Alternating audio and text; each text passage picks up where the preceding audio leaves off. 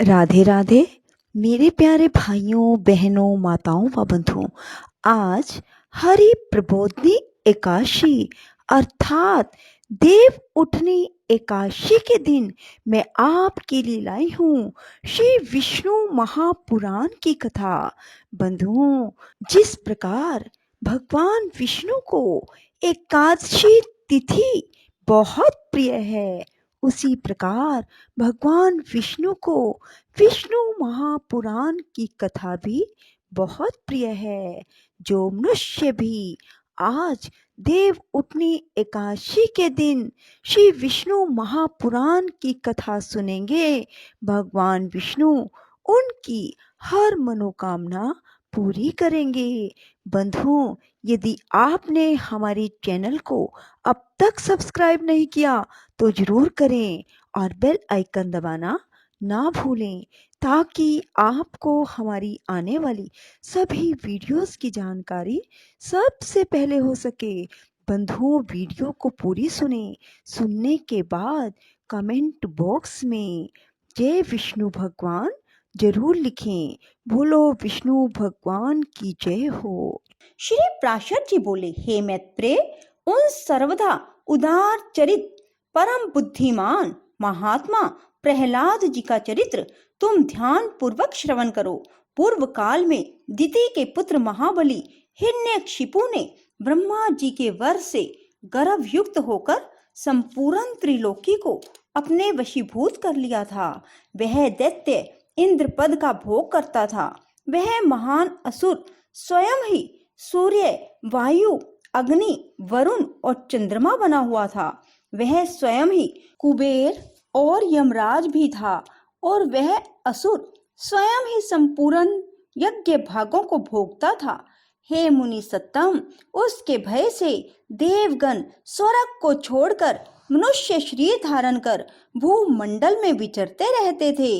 इस प्रकार संपूर्ण त्रिलोकी को जीतकर त्रिभुवन के वैभव से गर्वित हुआ और गंधर्वों से अपनी स्तुति सुनता हुआ वह अपने अभिष्ट भोगों को भोगता था।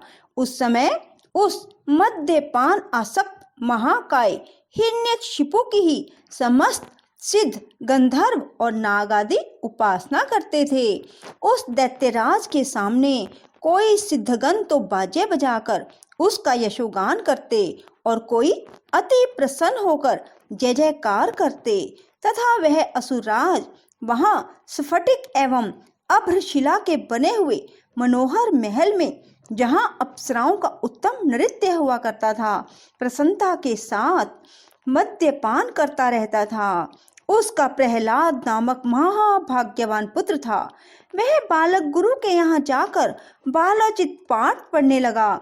एक दिन वह धर्मात्मा बालक गुरु जी के साथ अपने पिता दैत्यराज के पास गया, जो उस समय मद्यपान में लगा हुआ था। तब अपने चरणों में झुके हुए अपने परम तेजस्वी पुत्र प्रहलाद जी को उठाकर पिता हिरण्यकशिपु ने कहा। हिरण्यकशिपु बोला, वत्स, अब तक अध्ययन में निरंतर तत्पर रहकर तुमने जो कुछ पढ़ा है उसका सारभूत शुभ भाषण हमें सुनाओ। प्रहलाद जी बोले, पिताजी, मेरे मन में जो सबके सारांश रूप से स्थित हैं, वह मैं आपकी आज्ञा अनुसार सुनाता हूँ।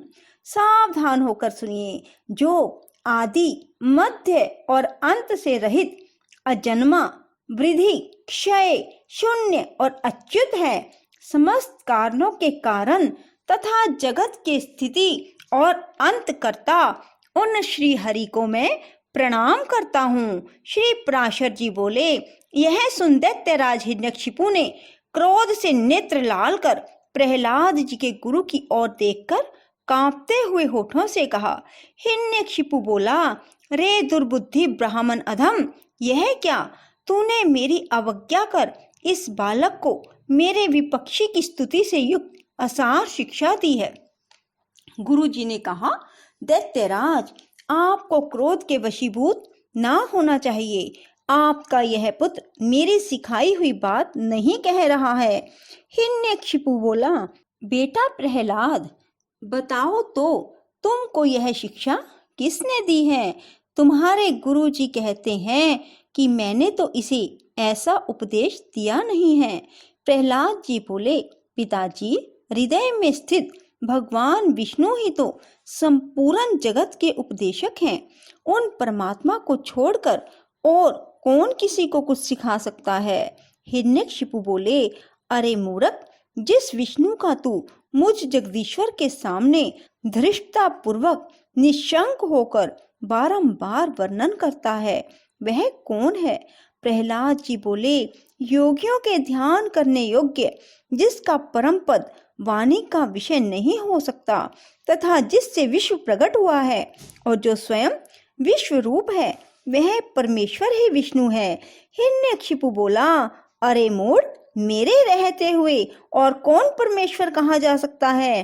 फिर भी तू मौत के मुख में जाने की इच्छा से बारंबार ऐसा बक रहा है। प्रहलाद जी बोले, हे तात, वह ब्रह्मभूत विष्णु तो केवल मेरा ही नहीं बल्कि संपूर्ण प्रजा और आपका भी कर्ता, नियंता और परमेश्वर है। आप प्रसन्न होइए, व्यर्थ क्रोध क्यों करते हैं?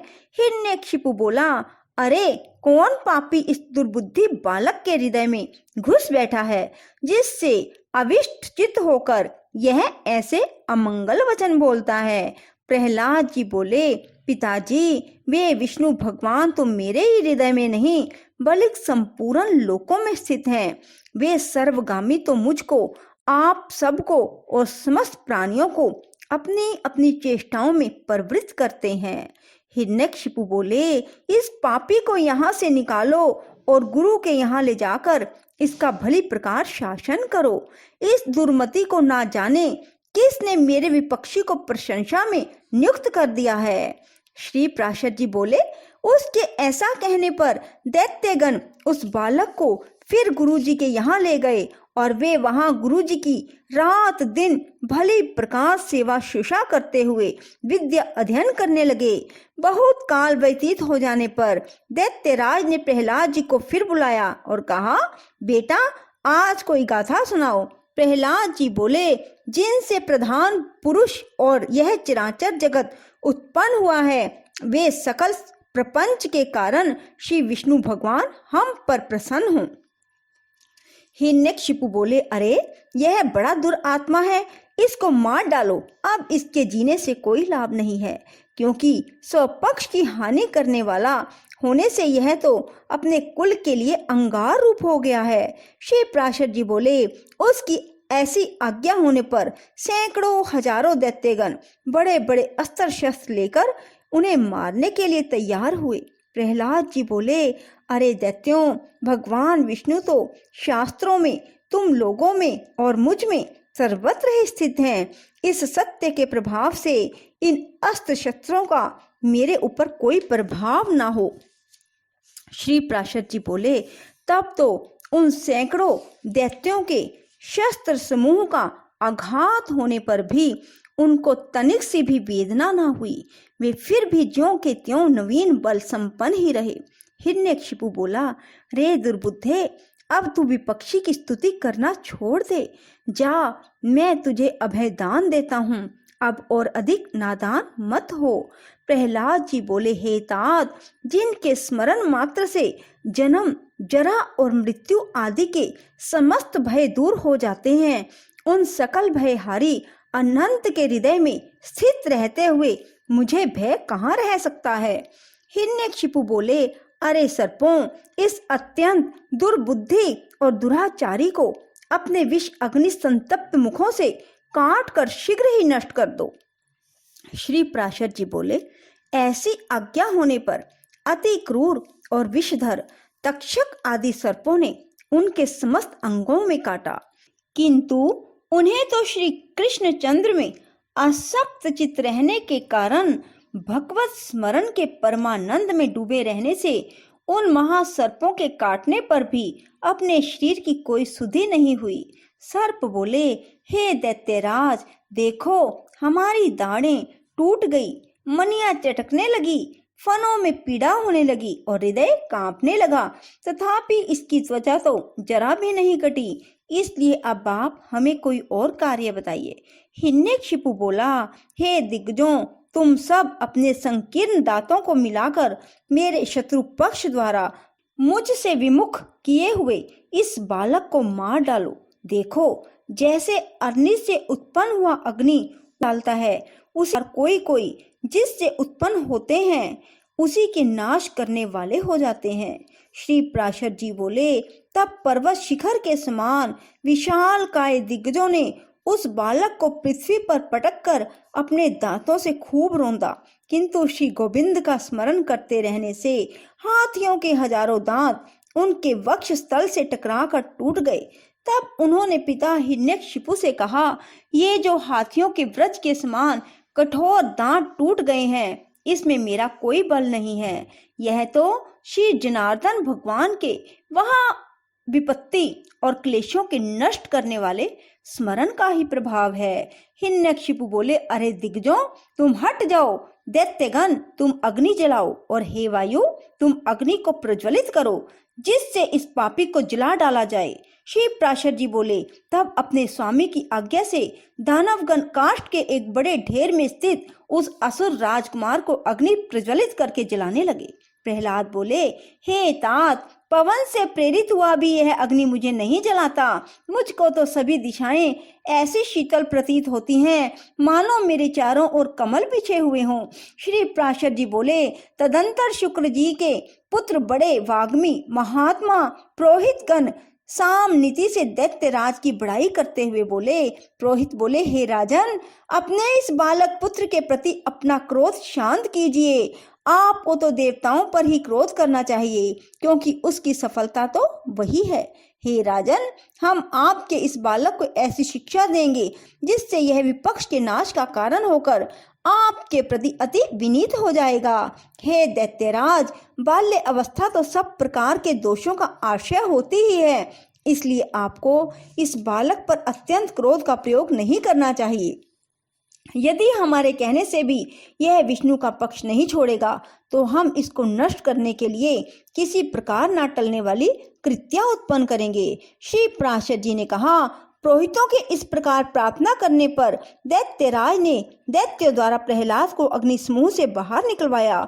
फिर प्रहलाद जी गुरु जी के यहाँ रहते हुए उनके पढ़ा चुकने पर अन्य दानव कुमारों को बार बार उपदेश देने लगे। बोलो विष्णु भगवान की जय, लक्ष्मी माता की जय। बंधुओं, यदि आपको हमारी वीडियो पसंद आए तो इसे लाइक करें और शेयर भी जरूर करें। धन्यवाद।